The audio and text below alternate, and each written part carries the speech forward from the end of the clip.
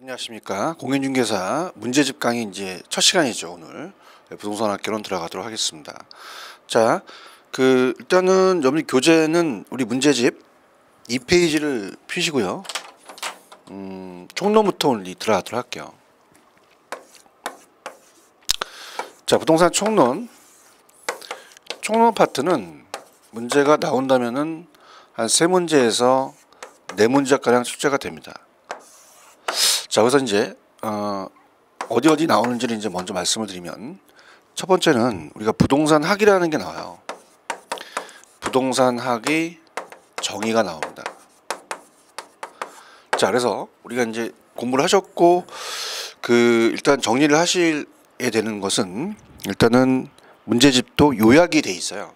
문제집 요약을 먼저 보고, 또 우리 요약집도 있잖아요. 그죠? 요약집도 같이 염두에 보시면서 문제집에서 나와 있는 거 위주로 이제 공부를 하고요. 만약에 여기 내용이 그러니까 문제집은 요약을 전반적으로 다 들 수는 없어요. 그러니까 아주 간단한 것만 요약을 해놨습니다.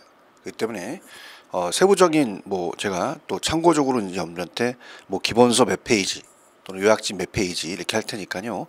같이 따라오시기 바랍니다.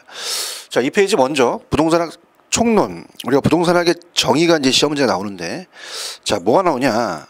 자, 우리 부동산학은 부동산학의 정의를 한번 내려볼게요. 자, 부동산학이란 단순 순수과학이 아니라 종합운용과학입니다. 단순 순수. 그래서 단순 순수과학이 아니라는 얘기죠. 단순 순수과학이 아니라 종합운용과학이다. 자, 한 가지 학문을 그대로 적용시킨 게 아니라 여러 가지 학문을 부동산에 맞게끔 응용한 거죠. 그래서 종합응용과학이다 이렇게 가셔야 돼요. 그래서 일단 우리가 객관식 우리 오지선다를 풀겠지만 단순 순수가 있으면 잡아내셔야 됩니다. 이거 틀려요. 그 다음에 우리가 모든 것이 추상적으로 나온 게 아니라, 추상적 학문이 아니라 인간이 경험했던 것을 그대로 이제 부동산에 적용시키는 거죠. 경험하고 인간 생활에 일어나는 일을 구체적으로 다루는, 우리가 수상적인 게 아니라 구체적 경험과학이다. 구체적 경험과학. 이렇게 이제 잡으셔야 되고요. 그 다음에 이제 또 중요한 게, 부동산에 대한 부동산의 자체를 자연현상을 연구하는 게 아니에요. 부동산과 인간 사이 여러 현상을 과학적 체계적으로 연구하는 자연과학이 아니라 사회과학이다. 자, 이렇게 먼저 표현하셔야 됩니다. 사회과학. 그래서 그 다음에 이제 부동산은 법 규제가 많기 때문에, 관계되는 법 규제가 많기 때문에 또 규범하는 규범과학이다. 이렇게 또 얘기를 하죠. 그래서 책에 보시면 이제 순수과학이 아니라 응용과학, 자연과학이 아니라 사회과학, 추상적이 아니라 경험, 실천과학, 그죠? 실천하는 과학이다. 그 다음에 종합 학문적 성격이라는 건 다양한 분야의 학문 쪽을 지원하고, 규범과학적은 윤리성, 사회성, 공공성을 또 지닌다. 그렇게 가시고요. 그 다음에 이제 부동산학의 일반적 이념이라는 게 있습니다. 우리가 부동산학의 일반적 이념. 이념은 두 가지를 이제 갖고 다니죠. 그래서 이용을 잘하자. 부동산 희소성이 강하기 때문에 채이용을 해야 돼요. 그래서 이용을 잘하자가 우리가 어떻습니까? 효율성이죠. 사적 주체에서 강조돼서 우리가 시험 문제 민간 부분에서 강조된다 이렇게 나왔었어요, 시험 문제. 근데 이제 분배를 잘하자는 효율성이 아니라 형평성입니다. 자, 이거 공적 주체 중심이면서 이건 공공 부분에 의해서 강조되는 거죠. 그래서 이 두 가지를 이제 바꿔서 낼 가능성이 있어요. 그래서 민간 부분에 해당하는 것은 이윤을 극대화. 개인은 사익성을 강조하기 때문에 이윤을 극대화하고, 공공 부분은 이제 우리가 어떻습니까? 형평성이죠. 공공 부분이 강조하면서 사익과 공익을 조화롭게 가야죠. 그 다음에 이제 부동산학의 접근 방법은 그냥 동그라미만, 제도적이라는 것은 제도적인 접근이고요. 행태과학적은 행동과 태도, 인간 행동을 중심으로 연구한 거고, 의사결정은 인간의 의사결정 과정을 연구해서 자기의 이윤이 극대화를 추구하는 존재에서 이제 가져간다는 거고요. 그다음에 가장 중요한 게 종합식이죠. 종합식. 그래서 우리 부동산학에 시스템적, 체계적으로 접근한 복합 개념, 최대한 종합으로 이제 가는 것이 가장 좋다는 거죠. 그래서 우리나라에 단기간에 부동산학을 정착시킨 것이 이제 종합식 접근이다 이렇게 얘기를 했습니다. 자, 그다음에 이제 부동산 활동의 속성이라는 게 있어요. 그래서 과학성은 이론이고 기술성은 실무라고 했습니다. 그래서 부동산 활동은 과학성과 기술성 양면성을 갖고 있고, 그다음에 사회성, 공공성. 그러니까 사회성과 강조하는 게 사회성, 공공성은 이제 우리가 부동산은 이제 사회재, 공공재적 성격을 갖고 있기 때문에 부용성은 한정되어 있기 때문에 사회성과 공공성을 강조돼야 되고요. 자, 전문은 1차, 2차, 3차예요. 그래서 1차가 하는 것은 비전문가고, 그 다음에 2차는 준전문가, 3차는 이제 전문가, 중개사가 중개활동하는 거 3차, 평가사가 평가활동하는 게 3차죠. 사람에 대한 활동이 대인활동, 물건에 대한 활동이 대물활동입니다. 그래서 부동산 활동은 주체가 인간이에요. 인간이 부동산을 대상으로, 그죠? 그래서 이렇게 해서 하는 행동이다. 그래서 대물활동은 이제 부동산 활동의 객체가 부동산이 되는 거죠. 그 다음에 임장활동을 해야 되는 건 어떻게 돼요? 우리가 거기 직접 가야 되니까 장소에 임한다. 부동성 때문에 그렇죠. 지리적 위치의 고정성, 현장 조사를 중시하고. 자, 부동산의 영속성, 내구성이라는 건 어때요? 장기적 특징으로 가야 되는 거죠. 공간은 3차 공간이다. 이렇게 해서 공간활동. 복합 개념은 법경기로 따져야 된다. 이렇게 보시면 됩니다. 그래서 여기까지, 자, 우리가 부동산학에 대한 정의, 여기까지가 이제 묻고 문제를 한번 풀어보도록 할게요. 갑니다. 자, 뒤에 가시면, 자, 교재 가시면 이제 6페이지로 가셔서 우리가 실전 감각 기르기 이제 볼게요. 자, 1번 부동산학의 접근 방법. 부동산학에 관한 설명서 틀린 것은 이렇게 돼 있죠. 자, 우리가 6페이지 나와 있는 문제를 봤을 때 6페이지가 이제 기출 문제입니다. 옛날에 우리가 출제됐던 문제인데, 자, 가장 틀린 것은 몇 번이 정답이에요? 4번이죠. 그래서 이제 부동산학, 자, 일단 순수과학이라는 자체가 있어요. 순수하면 안 돼요. 응용과학이죠. 그래서 1번의 정답은 4번이다. 그래서 부동산학은 토지와 건물을 대상으로 하는 탐구라는 점에서 우주와 지구의 기본 원리를 탐구하는 물리학이나 지구과학과 같은 순수과학이 아니라 응용과학이라고 하셔야 됩니다. 그죠? 그래서 이제 순수과학이 아니라 응용과학이다. 자, 이렇게 보시면 되고, 특히 이제 염리 이게 기출문제였는데요. 다른 것들은 뭐 염리 충분히 이제 이해하실만 하죠. 자, 일단 1번 갈게요. 부동산학은 토지 및 그 정착물이 우리 부동산 자체를 이 민법에서 얘기하는 거죠. 토지 및 그 정착물 가나요. 그것과 관련된 직업적, 물적, 금융적 재측면이 이제 복합적이라는 얘기예요. 그 다음에 부동산학은 여러 분야의 학문과 연계되어 있다는 점에서 종합 학문적 성격을 갖고 있다. 종합에다 똥함을 쳐야겠죠. 부동산은 복잡한 현대 부동산 문제를 해결하기 위해서 학제적 접근을 취하는 학문적인, 우리가 이 전문적인 학문 영역으로 등장한다. 뭐 맞죠. 그 다음에 5번도 의사결정 접근이 있어요. 인간은 합리적인 존재이기 때문에 자기 이윤이 극대화를 목표로 행동하는 기본 과정을 출발한다. 그래서 특히 이제 그 동그라미 5번을 주의 있게 보셔야 됩니다. 의사결정 접근이라는 건 공적 주체 중심이 아니라 사적 주체 중심이죠. 뭐 이런 것들은 이제 한번 물어볼 수가 있어요. 그래서 예전에 제가 보통 제 카페에 올라가 있는 걸 보면 여기 이제 OX 문제가 있습니다. 그래서 카페를 말씀을 드릴게요. 제 카페가 이제 다음 사이트입니다. 다음 사이트에, 자, 제 검색을 하셔서 부동산학 개론 송우석을 치시면요, 카페가 나옵니다. 뭐 옛날에는 재미있는 부동산학 개론이라고 이제 이렇게 했는데, 지금 이제 부동산학 연구소 이렇게 제가 만들어 놨어요. 그래서 거기 보시면 자료가 쫙 나와 있습니다. 그래서 예전에 이제 OX 문제를 보면 의사결정이라는 건 사적 주체 중심이라고 돼 있어요. 그래서 처음 하신 분들은 꼭 카페에 등업을 우리가 딱 카페에 이제 등업 신청을 하시면 제가 항상 등업을 신청해 드릴 테니까 꼭 염리 등업 신청하시기 바랍니다. 자, 그래서 1번의 정답은 4번이 정답이에요. 그래서 딱 봤을 때 이 순수란 나기가 들어가면 안 되겠죠. 그래서 기출문제였습니다. 이게. 그럼 2번에 가시면 부동산학에 관한 설명 중 틀린 것은, 자, 이건 일단 이것도 기출문제의 거의 기출문제를 가지고 이제 틀을 만들었는데, 이 기출문제 나왔던 게 2번의 정답은 3번이 기출문제 나왔어요. 부동산학이 추구하는 가치를 공공부문에서 한정할 때는 어떻습니까? 형평성보다는 효율성이 아니라 효율성보다는 형평성이죠. 바뀌었죠. 그래서 2번은 우리가 민간 부분에 한정할 때는 형평성보다는 효율성, 공공 부분은 형평성과 효율성의 조화가 중요한 거죠. 그래서 이제 어떻습니까? 우리가 공공 부분은 이제 형평성과 효율성을 조화롭게 간다. 이렇게 해서 이제 요즘 체계로 간다. 이렇게 보시면 됩니다. 자, 그래서 일단 3번이 틀렸죠. 그 다음에 1번 추상적이라는 단어가 틀렸어요. 추상적이 아니라 현실의 부동산 활동을 대상으로 하는 구체적인 경험가액이다. 여기 이제 우리가 추상적이 아니기 때문에 경험가액이다. 이거 맞죠? 네, 맞고요. 이거 주의 깊게 보시고. 그 다음에 부동산학은 사회성 공공성의 개념이 내포된 우리가 규범가액이다. 맞고요. 그 다음에 4번 부동산 활동을 지배하는 의사결정 과정을 중시하는 연구 방법이 의사결정론적 접근 방법이다. 맞죠? 의사결정이니까. 그 다음에 이제 우리가 이 부동산학은 자연과학 성격보다는 인간과 부동산의 관계를 중시하는 사회과학이다.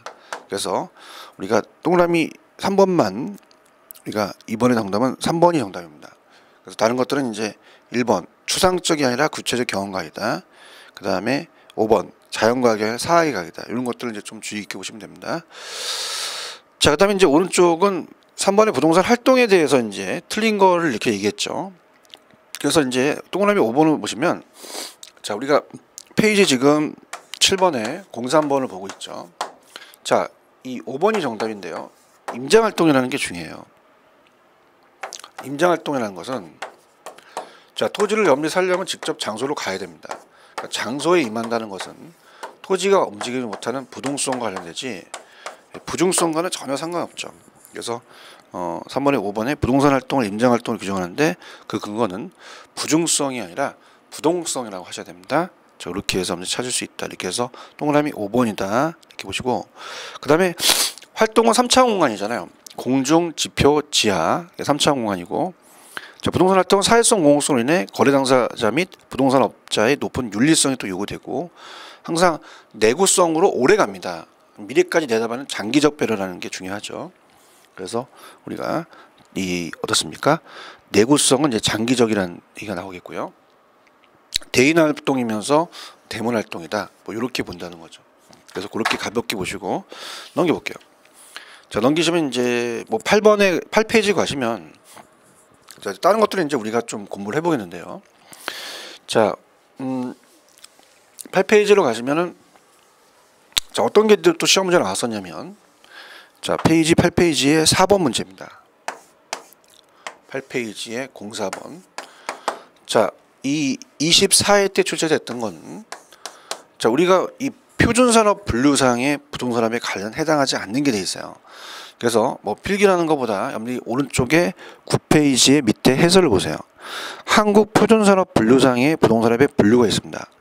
자, 대분류가 부동산업이고요. 중분류는 부동산 임대 및 공급업, 부동산 관련 서비스업, 그 다음에 소분류는 자, 부동산 임대 및 공급업은 당연히 임대업과 개발 공급업이 있고요. 관련 서비스업은 관리업, 중개업, 평가업이 있습니다. 자, 우리가 관련 서비스업은요, 이렇게 보시면 돼요. 공인 자격증이 공인중개사, 주택관리사, 감정평가사가 있습니다. 그래서 이 세 가지 서비스가 있어요. 관련 서비스. 근데 아직까지는 뭐 우리가 투자업이나 금융업이나 개발업 이런 것들 이제 개발업은 이제 공급업이 있는데 투자 및 금융업은 아직까지는 우리 산업 측에 없습니다. 그래서 부동산업에 분류되어 있지 포함되지 않는다. 그다음에 이제 세 분류로 간다면 부동산 임대 개발 및 공급업은 뭐 주거, 비주거, 기타 부동산이 있고요. 그다음에 관리는 주거용과 비주거, 그다음에 중개 및 감정평가는 자문중개와 감정평가비라는 게 있겠죠. 그래서 우리가 요거 주의 있게 보셔야 돼요. 아직까지는 부동산 투자 및 금융업은 속하지 않는다는 거 꼭 기억하시기 바랍니다. 자, 주거용 건물 개발 및 공급업 들어갑니다. 그래서 개발 및 공급업 우리가 주거용 들어가고요. 근데 부동산 자문 및 중개업이 이제 우리가 어때요? 중개업이 되겠고 비주거용의 부동산 관리업 주거 비주거가 있죠. 그다음에 기타 우리가 부동산 임대업이 기타 부동산 임대업이 있습니다. 자, 그래서 꼭 이것도 체크해 보세요. 그래서 공인중개사의 26회 우리가 공부 시험 중에서 딱 2번 나왔어요. 그래서 한국 표준산업분류상도 나올 수가 있다는 얘기입니다. 그러니까 가장 중요한 게 제가 우리 오프라인에서 말씀을 드리는데 가장 중요한 게 기출 문제입니다. 그래서 기출 문제를 꼭 염리 숙지를 하셔야 돼요. 그래서 기본서에 나와 있는 기출 문제가 또 뒤에 나와 있고 제가 그리고 또 이거 기출 문제입니다. 여러분들 하는 문제들이 있어요. 그래서 그런 것도 이제 주의 깊게 여러분들 보셔야 됩니다. 자, 그다음에 이제 우리가 공모번 가시면 부동산 활동의 속성에 관한 다음 설명 중 틀린 것은 자 일단 답부터 할게요. 자, 우리 공모번을 가시면 정답은 4번인데요. 자, 거기 보시면 이제 전문성에 의한 부동산 활동을 분류할 때 전문가에 의한 활동 가장 전문성이 가장 높다는 것은 자 3차예요. 전문성에 의해서 어떻습니까? 1차는 비전문가거든요. 그러니까 아무것도 모르는 비전문가가 평가하는 건 1차란 말이에요. 근데 중개사가 감정평가하면 2차, 평가사가 평가하면 3차죠. 그래서 우리가 이건 1차가 아니라 3차다. 이렇게 고쳐주시고요. 자, 부동산 활동에서 이론은 과학성이에요. 그죠? 그 다음에 실무는 기술성이고, 그 다음에 부동산에서 정보활동이며 사회 발전은 이제 부동산 정보의 비중을 또 크게 높이고요.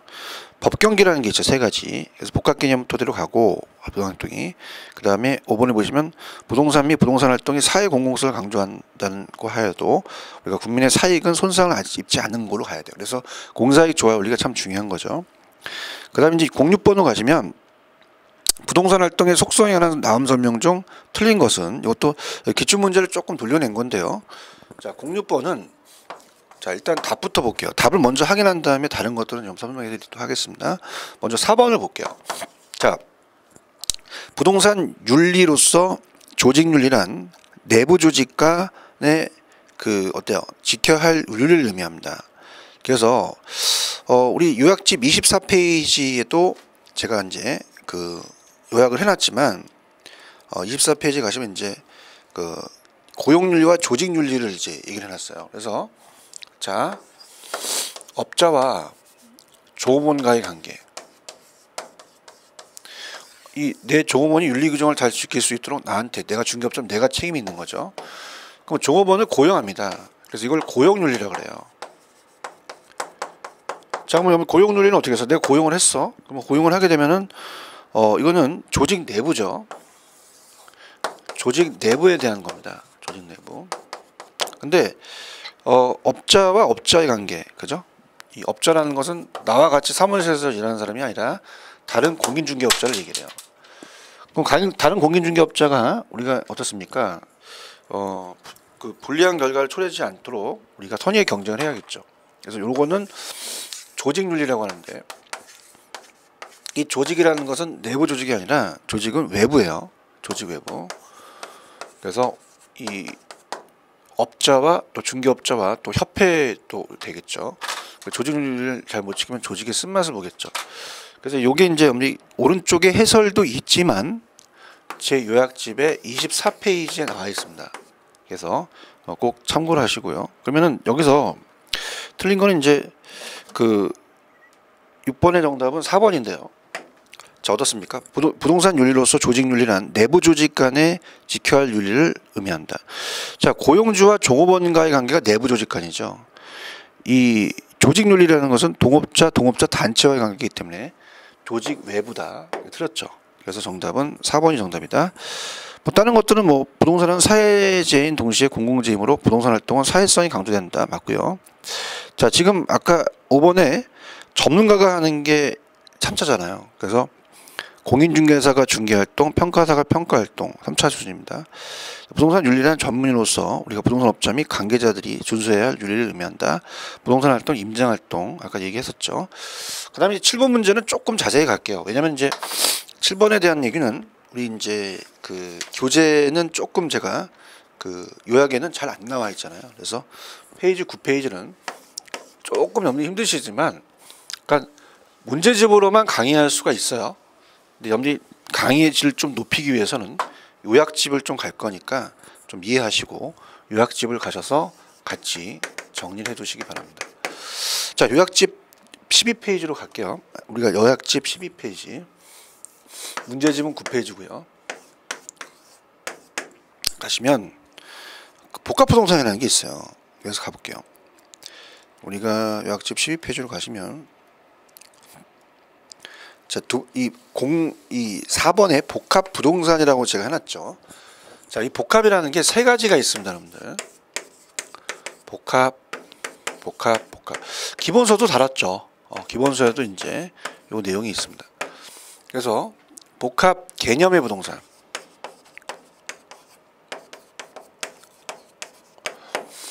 이 개념이 들어가냐 안 들어가냐가 차이점이죠.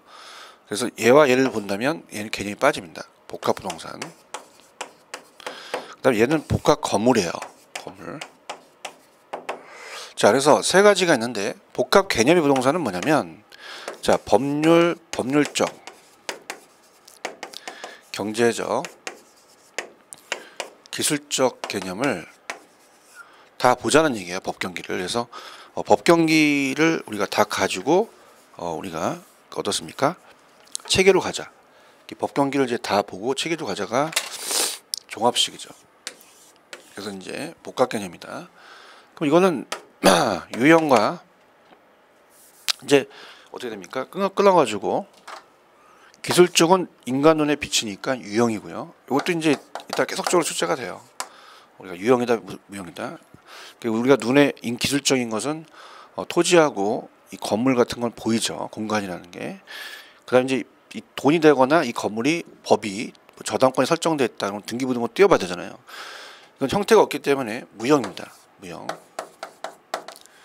그래서 유형이냐 무형이냐 이렇게 해서 법경기로 따지는 두 가지 것이 복합 개념이고요.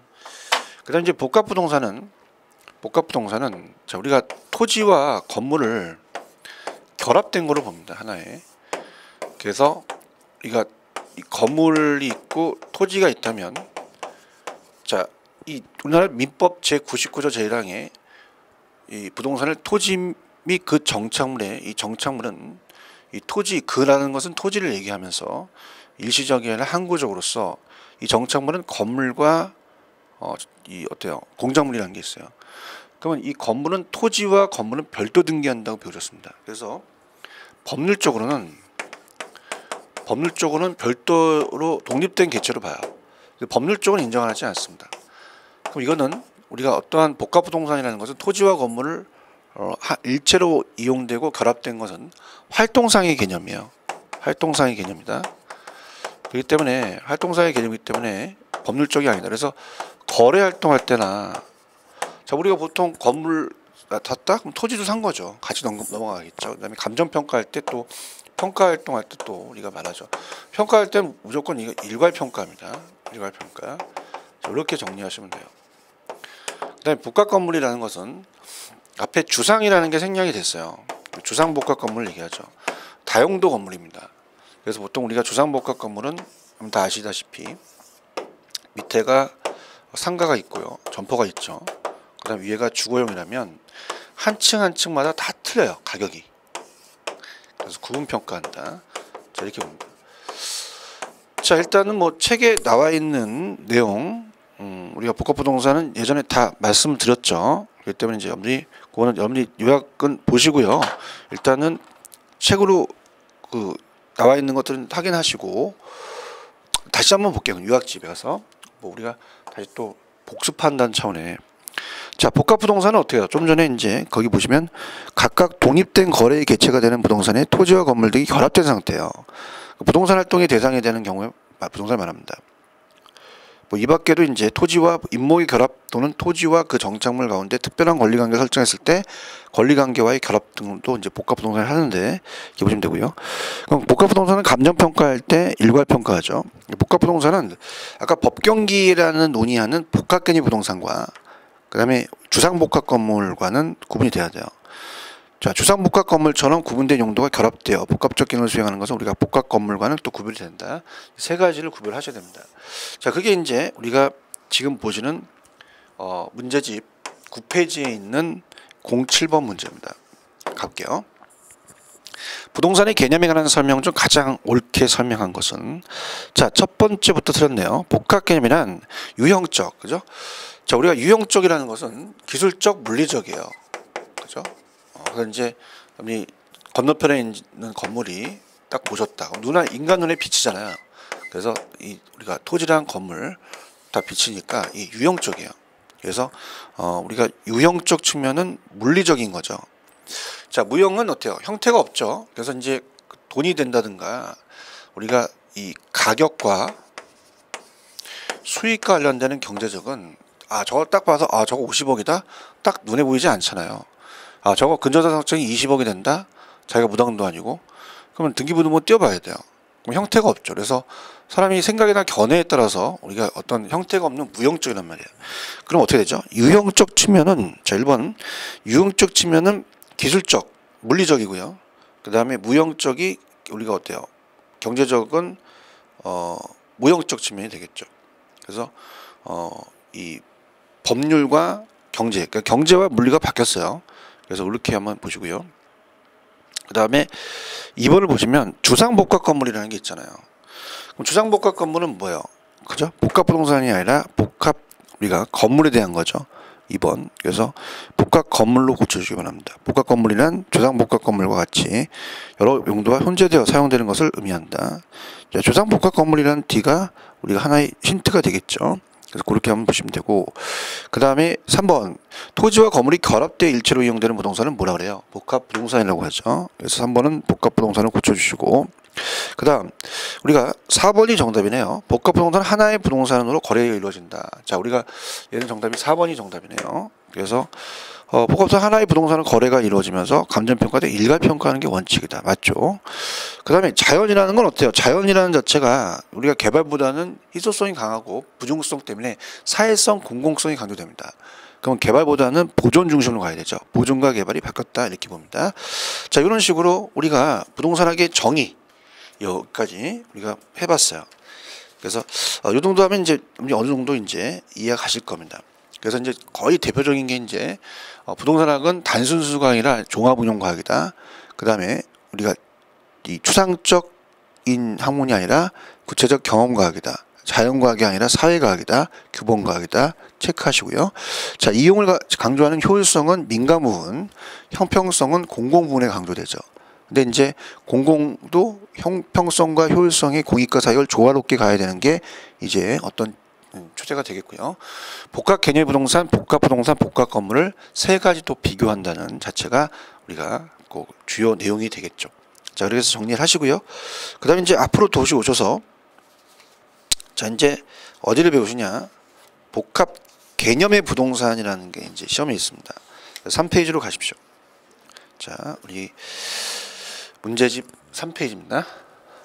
다시 문제집으로 가셔서 자, 요약집은 요약집 이렇게 하고요. 문제집은 그냥 제가 페이지만 선정을 할게요.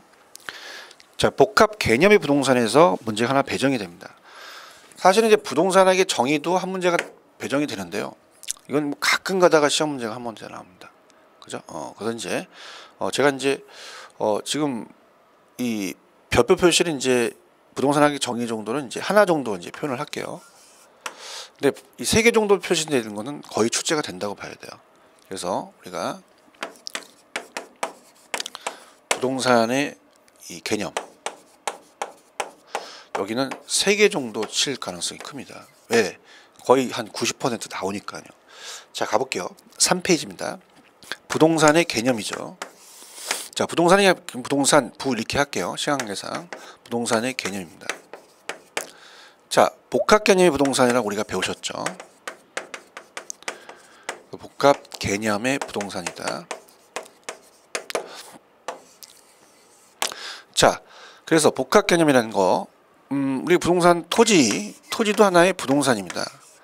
자, 이걸 3가지 개념으로 보자는 거예요. 법률적, 경제적, 기술적. 그래서 법경기라는 거 아까 했었죠. 법률적. 그 다음에 경제적. 그 다음에 기술적. 그래서 3대 측면이 법경기입니다. 그 다음에 2대 측면은 아까 제가 유형과 무형이라고 말씀드렸죠. 유형과 무형이다. 자, 그래서 이렇게 봅니다. 이제 그냥 가볍게 본다면 기술적으로 물리적으로 아까 문제 풀 때 나왔죠. 자, 토지는 하나의 자연입니다. 자연물 그 자체죠. 눈에 보이니까. 근데 이제 경제적은 가격과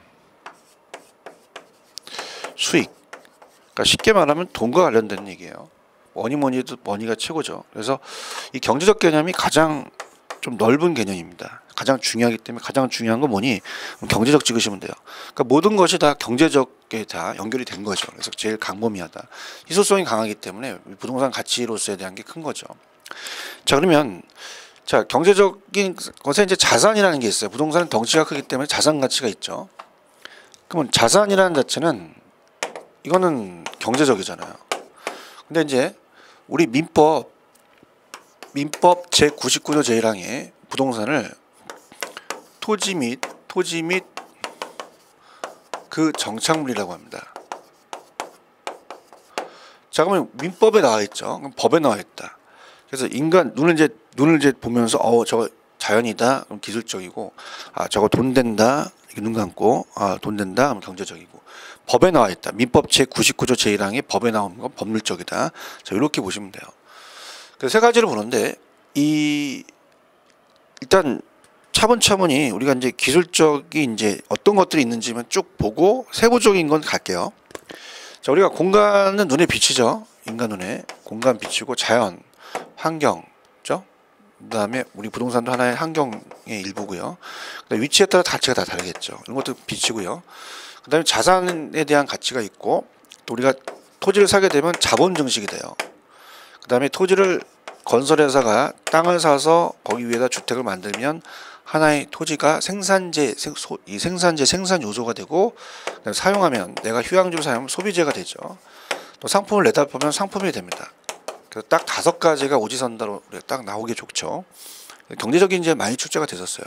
그렇게 보시면 되고요. 그다음에 이제 전체적으로 본다면 법률적이라는 것은 협의 부동산과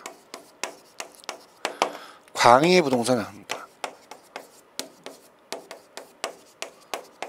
협의는 법을 좁게 봐서 민법까지만 봤다는 얘기죠. 민법까지만 본 개념이에요. 민법까지만. 근데 광의는 협의 부동산에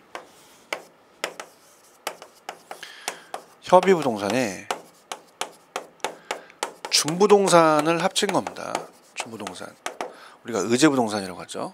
그럼 우리가 이 협의부동산은 민법에 나왔는데 중부동산은 개별법에 나왔어요. 그러니까 법을 좀 넓게 본 거죠. 그래서 일단 전체적 틀을 본다면 기술적은 공간, 자연, 환경, 위치 이게 되겠고요.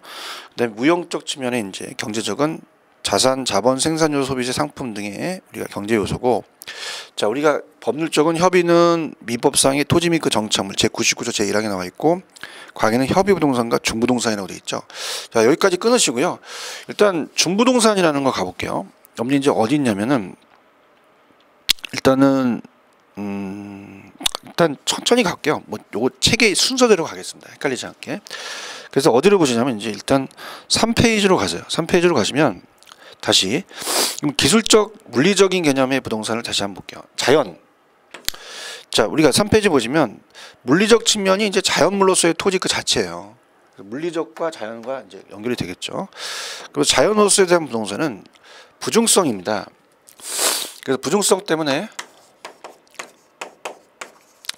토지가 증가될 수가 없죠. 그래서 사회성과 공공성이 강조된다 이렇게 보시면 되고, 자, 환경이라는 건 어떻게 부동산도 하나의 환경이죠. 그래서 부동산 자연적 환경 및 인문적 환경, 물리, 사회, 경제적 환경을 의미하며, 자, 공간이라는 건 나중에 또 뒤에 3차원 공간이라고 나와요.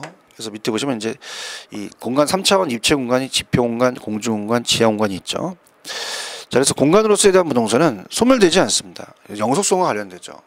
얘기했었고요. 최근에 공간 활용은 또 고층화되고 또 고가도로 만들어 지하철, 터널 같은 게 있으니까 공간 활용이 또 많이 사용되겠죠. 그다음에 입체 공간으로부터 부동산의 그 자체로서의 복합 개념은 기술적은 이제 공간이고 자체고, 경제적은 이제 공간 가치고, 법률적은 소유권이죠. 복합 개념을 본다는 겁니다. 그래서 부동산의 가치는 3차원 공간 가치 합계다 이렇게 공부를 했었고요. 그다음에 넘기시면은 자, 위치입니다. 위치. 자, 위치는 절대적 위치와 상대적 위치가 있어요. 그래서 이제 절대적 물리적 위치는 바뀌지 않죠. 지리적 좌표, 부동성 불변성이고 상대적 위치는 항상 바뀝니다. 경제적 위치가 주변 환경에 따라서 인접성, 가변성이라고 얘기를 하죠. 그래서 이제 위치라는 자체가 이제 조금 좀 세부적으로 간다면, 자 예를 들어서 29번지 땅이 있고요, 아파트가 있고 30번지에 공원이 들어섰다. 아파트의 가치가 올라가요. 그러면 절대적 위치는 불변이죠. 이제 필기 안 하고 그냥 책에 체크할게요. 물리적 위치는 불변인데 지리좌표 부동성 불변성 때문에 상대적 위치가 바뀐다는 거예요. 경제적 위치가. 그래서 주변 환경이 바뀌어서 인접성, 가변성 때문에 그렇고, 해당 토지의 경제적 가치는 상대적 경제적 위치가 더 결정이 되는 거죠. 그죠? 상대적 위치가 더 중요한 거예요. 그다음에 마샤는 토지의 위치 가치를, 또 허드는 접근성을 또 중시했습니다. 접근성을 강조하는 학자가 허드죠. 그 토지에 대한 위치 가치는 부지 선정 주체, 용도, 규모에 따라 또 달라질 수가 있겠죠. 이렇게 보시면 되고요. 자, 자산입니다. 경제적은. 자산이라는 자체는 재산 그 자체가 이제 인식되다 보니까 자산으로서의 부동산이 인플레이션을 해지하는 기능이 있다. 자, 인플레가 발생하면요, 우리가 물가가 상승하니까 화폐 가치는 떨어지만 실물 가치는 올라가요. 인플레이션을 해지는 방어한다는 겁니다. 막아주는 기능을 한다. 그 다음에 이제 자본이라는 것은 생산 과정에서 투입되는 자본재로서의 토지 역할을 하는데, 그보다도 이제 항상 토지를 사게 되면 또 땅값도 오르니까 자본 증식의 수단이 사용되고요. 그 다음에 토지는 갑이라는 건설회사가 이 토지에다가 주택을 만들어요. 그럼 하나의 얘도 생산지이기도 합니다. 근데 건설회사가 만약에 휴양지로서 이 복리 차원에서 어떻습니까? 직원들 복리 차원 휴양지를 샀다. 관광 휴양지나 뭐 이런 것들이 이제 휴양지를 사게 되면 소비재가 되겠죠. 사용하면 직접. 그래서 생산의 3요소가 토지, 노동, 자본이 있어요. 그죠? 그래서 이제 토지는 생산을 위한 중요한 생산재이기도 하지만 소비재이기도 하다. 그죠? 밑에. 그래서 직접 수요자들이 소비하는 소비 대상 역할도 합니다. 토지는 생산재이기만 소비재인 양면성을 갖는다고 시험문제 나왔습니다. 근데 부동산 토지 건물 자체도 거래 활동의 대상이 되니까 또 대답하니까 상품이 되겠죠. 이게 다 경제 활동과 연결이 되겠죠. 자, 그다음 밑에 보시면 협의의 부동산은 법률적으로 협의의 부동산과 강의 부동산이 있습니다. 그래서 우리가 이 정착물은 토지와 그 서로 다른 부동산, 토지 일부 종속 정착물로 되어 있는데, 자 갑니다. 일단은 오른쪽 그 중부동산부터 한번 가볼게요. 정착물이라는 자체는 이제 제가 나중에 하고, 그러면 광의 개념은 어떻습니까? 오른쪽에 가시면 광의 개념은 협의의 부동산에다가 중부동산을 합쳤어요. 이 중부동산은 광의 부동산에 포함되며 복합 개념이죠. 법률적 개념이죠. 왜냐면 자 이렇게 보세요. 협의의 부동산 토지 및 그 정착물은 협의에도 속하고 광의에 속합니다. 왜? 민법이니까. 근데 이 광의 부동산의 중부동산은 협의에 속하지 않아요. 계획법이니까 주의 있게 보시고요. 그래서 중부동산 광의 부동산에 포함된다. 그래서 이제 법적으로 이제 부동산에 인정이 되죠. 의지한다. 그 부동산은 유사한 공시 방법을 갖춘 다양한 동산을 의미합니다. 자, 그래서 우리가 배웠듯이 다시 한번 복습을 하는데, 중부동산이라는 것은 동산과 부동산은 둘 다 나의 거라는 소유권을 남한테 알리는 공시, 함께공 보일시 공시는 해요. 공시 원칙은 차이가 없습니다. 근데 공시 방법에 차이 있죠. 동산은 점유를 하고 부동산은 등기를 해요. 토지가 움직이지 못하는 부동성 때문에 동산과 부동산이 구별되는 공시 방법이 다르게 되는 거죠. 자, 그렇다면 우리가 자동차 같은 건 어떻게 돼요? 자동차는 정착물이 아니라 비정착물이죠. 그렇기 때문에 일시적이지 항구적이지 않습니다. 그럼 얘가 비정착물도요. 자, 우리가 이 개별법에 얘도 등기나 등록의 공시단을 갖춘다면 중부동산에 부동산이 준한다고 나와 있어요. 그러니까 요도 포함이 된다는 얘기죠. 그래서 이제 거기 보시면은 어떻게 돼요? 그 부동산과 유사한 공시 방법을 갖춘 다양한 동산, 자동차 같은 거, 그 물권 변동을 등기나 등록 수단을 공시하고 있는 동산을 의미합니다. 그래서 공장재단, 공장재단 집단, 자동차, 항공기, 건설기계, 강업재단, 어업권, 선박은 20톤 이상, 선박등기법.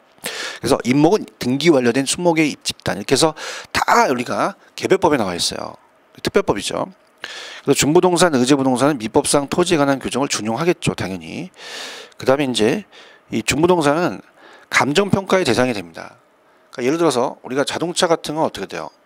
자동차는 거래사례비교법, 공장자재는 우리가 수익환원법, 항공기 건설기는 얘는 우리가 원가법이고요. 강업재단도 우리가 수익환원법, 어업건도 수익환원법으로 갑니다. 선박은 어떻게 돼요? 이 원가법으로 가죠. 그럼 다 감정평가의 대상이 되기도 합니다. 그 다음에 저당권 목적이 될 수도 있죠. 설정이 가능하니까. 그래서 그렇게 해서 정리를 해주시고, 그 다음에 이제 깊숙하게 갈게. 우리가 4페이지에 나와 있는 내용이겠죠. 4페이지에 나와 있는 이제 정착물에 대해서 우리가 토지와 서로 다른 부동산이냐, 작년에 이제 시험 문제가 나왔었는데요. 아니면 토지의 일부가 되는 물건이냐, 자, 이렇게 여러분들이 구분을 하시면 됩니다. 자, 그래서 우리가 이제 요걸 이제 좀 지울게요. 이제 중부동산은. 그래서 정착물이라는 걸 좀 우리가 공부를 해보겠습니다. 정착물은, 자, 그 정착물이라는 것은 토지를 얘기하죠. 그래서 얘는 항상 일시적이면 안 돼요. 그래서 항구적, 영구적, 계속적인 표현을 써야 됩니다. 자, 그러면서 우리가 협의부동산, 그래서 이제 협의부동산은 토지 및 그 정착물이기 때문에 그녀를 얘기한 게 아니라 토지죠. 이 토지 정착물을 얘기합니다. 그래서 우리가 토지 정착물이라는 자체가 어떻게 돼요? 항상 이 토지 정착물은 민법에서는 이 토지 정착물을 얘기해서 토지와 관련된 거죠. 그래서 민법에서는 이제 토지 정착물이라고 얘기합니다. 자, 민법에서 이제 규정하는 내용인데요. 자, 대표적인 게 정착물, 토지 정착물이 두 가지가 있죠. 건물하고 공작물로 나눕니다. 그러면 우리나라는 이제 토지와 건물을 별도 등기한다고 배우셨죠. 아까 우리 복합부동산을 봤듯이. 그러면 토지와 건물은 별도 등기가 돼요. 그래서 이 건물은 토지의 독립물입니다. 독립성이 있기 때문에 따로따로 보죠. 근데 공작물은 담장이나 축대를 별도 등기한다는 얘기는 못 들으셨잖아요. 별도 등기가 안 돼요. 그 때문에 토지의 일부가 되어버립니다. 토지의 종속물이다, 아니면 부속물이다, 이런 표현을 쓰죠. 그래서 민법에서 얘가 주물이면 얘가 종물이 되겠죠. 따라갑니다. 토지 소유권 내용에 포함이 됩니다. 독립성이 얘는 아까 있고 독립성이 없다라고 하셔야죠. 자, 이렇게 이제 표현이 되는 거예요. 그럼 일단은 책에 차근차근히 가겠는데, 밑에 토지와 별개 독립된 정착물이라는 게 있잖아요. 그래서 가장 대표적인 게 건물이죠. 토지와 별개의 부동산, 별도 등기를 합니다. 그 거래 시 토지와 별개의 물건으로 취급되죠. 그 다음에 이제 이거는 명인 방법이라는 것은 우리가 민법 시간에 배우셨죠. 그래서 명인이라는 자체, 우리가 또 대한민국의 최고의 강사인 우리 교수님한테 또 들으셔서 또 안심이 됩니다. 그래서 명인 방법이라는 자체는 왜 나무에 표차를 이렇게 해서 표를 달았잖아요. 몽길동 이렇게 명인 방법에 의한 수목, 그다음 임목, 등기된 나무 집들은 다 독립된 걸로 봐요. 그다음에 타인의 토지에서 정당한 권한에 의해 재배된 농작물도 독립된 걸로 봅니다. 근데 토지의 일부 종속 정착물은 어때요? 거래 시 토지의 일부로 취급돼서 종속되는 거예요. 그래서 좀 전에 우리가 담장이나 축대는 별도 등기가 안 되잖아요. 이 교량, 돌담, 도로의 포장, 제방, 다리, 이 토지에 종속된 겁니다. 그 다음에 경작 노력을 요하지 않는 나무, 다년생식물이라는 게 있어요. 자, 이건 이제 동산에서 이제 나오는 거와 연결시켜 보겠는데, 자, 출제가 한번 되셨어요. 그래서 이제 요렇게 한번 잡으셔야 되는데, 자, 우리가 과실이라는 것은 자연과실과 인공과실이라는 게 있어요. 자연과실과 인공과실. 자, 지금 매도자한테 토지를 넘깁니다. 자, 당연히 토지 위에 가시를 넘기는 게 아니라 토지 자체를 넘기는 거죠. 자, 그래서 자연과실은 나무나 다래, 산딸기 이런 것들은요, 열이 나는 다년생식물은, 자, 이건 어떻습니까? 그냥 산에 나는 거예요. 뽑으면 치사하죠. 그래서 자연과실은 경작을 요하지 않습니다. 그죠? 근데 이제 벼, 보리, 옥수수, 토마토는 경작을 요하는 경작 수확물이란 말이에요. 자, 이건 뽑아도 치사하지 않거든요. 그래서 항상 제가 재밌게 하려고, 자, 얘네들은 뽑고 넘깁니다. 다시 한번 뽑고. 그럼 뽑았으니까 정착물이 아니라 동산이라는 얘기예요. 자, 그래서 자, 책에 보시면 경작 노력을 요하지 않는 나무 및 다년생 식물은 당연히 통째로 넘어가기 때문에 토지의 일부가 돼서 종속 정착물입니다. 그래서 일단 우리가 정착물로 간주돼서 또 그 물건에 따라서 중개의 대상이 될 수도 있다라고 문제를 풀어볼 거예요. 출제가 되셨어요. 그 다음에 이제 밑에 동산을 볼게요. 물리적, 기능적 효용성, 우리가 일단 요거는 이 경작수확물이라는 게 빠졌네요. 경작수확물은 이제 동산이다. 그래서 이 경작수확물이 동산이라는 걸 꼭 염리 기억을 해 두셔야 되고요. 그 다음에 이제 이 정착물의 취급이라는 얘기가 있죠. 그래서 이제 여기는 이렇게 봐요. 우리가 보통 학개론에서 얘기하는 부동산 정착물이라는 자체가, 자, 개론에서 얘기하는 정착물은 일단 부동산 자체가 토지만 있는 게 아니라 건물도 있습니다. 특히 건물에서 우리가 건축자재, 픽처라고 제가 얘기했죠. 픽처라는 건 고정된 물건을 얘기를 해요. 자, 무슨 말이냐. 여러분 이제 지금 강의를 어디서 듣지 모르지만 뭐 이게 집이 되셨든 아니면 사무실이 됐든 벽이 있잖아요. 벽이 원래 건축자재 상태의 동산인 이 철근이 있어요. 동산이었죠. 근데 이 건물에 설치가 돼서 아예 일부가 되어버렸어요. 고정시켜져 있습니다. 그러면 안에 있는 이 철근은 동산이 아니라 정착물로 간주한다는 그런 개념이 이제 강해요. 그래서 일단은 여러분 어떻죠? 정착물의 취급이 이제 이 제거 가능이거든요. 여러분 이제 뭐 시계가 있어요. 시계를 뜬다고 해서 건물에 물리적 손상을 주지는 않잖아요. 근데 벽난로가 있으면 부시면 물리적 손상을 주죠. 근데 여기도 형광등이 있지만 집에 가면 형광등을 빼게 되면은 뭐 금이 가진 않아요, 건물에. 그렇지만 물리적이 아니라 기능적 손상을 줍니다. 그래서 물리적 제거도 가능해도 기능적 효용적 손실이 발생한다면 정착물로 취급하죠. 특정 위치나 용도에 맞게 사전에 구축 설치됐다면 그럼 처음부터 그렇게 제작이 됐으니까 정착물로 간주합니다. 주물이 자물쇠도 정착물일 때 종물이 열쇠도 정착물이 되는 거죠. 따라가니까. 자, 우리가 보통은 이제 이 부동산의 자체가 가장 중요한 게 건물주가 임대인이에요. 그럼 임대인은 항구적으로 있으니까 정착물입니다. 근데 임차인 정착물은 보통 임대차 계약을 2년 동안 하게 되면 또 철거를 하잖아요. 이건 동산으로 가야 돼요. 그래서 보통은 그렇지만 임대인이 설치한 물건은 정착물로 취급합니다. 근데 밑에 보시면 동산, 임차인이 설치한 정착물은 취급되지 않아요. 동산입니다. 근데 임차인 정착물은 이제 거래 정착물. 뭐 예를 들어서 학원을 사업한다. 그럼 학원 상담 테이블 같은 거는 이제 학원 사업을 하기 위해서 임차를 한 거죠. 그 다음에 가사 정착물이 이제 뭐 우리가 이 월세 이제 그 주거 같은 건 이제 블라인드나 커튼은 다시 철거해야 되고요. 농업 정착물은 갑돌이가 을돌이 땅에서 농사를 져요. 농기구 창고를 만들게 되면 다시 철거를 해야겠죠. 근데 이제 중요한 것은 임대인 정착물은 설치한 건 정착물인데 임차인 정착물은 정착물이 아니라 동산이에요. 근데 중요한 게 매도 관계입니다. 자, 매도와 매수를 했다. 그럼 일단은 넘긴 거예요. 넘긴 거는 이제 정착물로 간주하죠. 그래서 그거는 이제 정착물로 간주해서 매수 작고로 넘어가요. 그렇게 염려 정리하시면 됩니다. 됐습니다. 이렇게 해서 문제로 좀 들어가려고 했더니요. 조금 우리가 쉬었다가 문제로 다루도록 하겠습니다. 좀 쉬었다가 하겠습니다.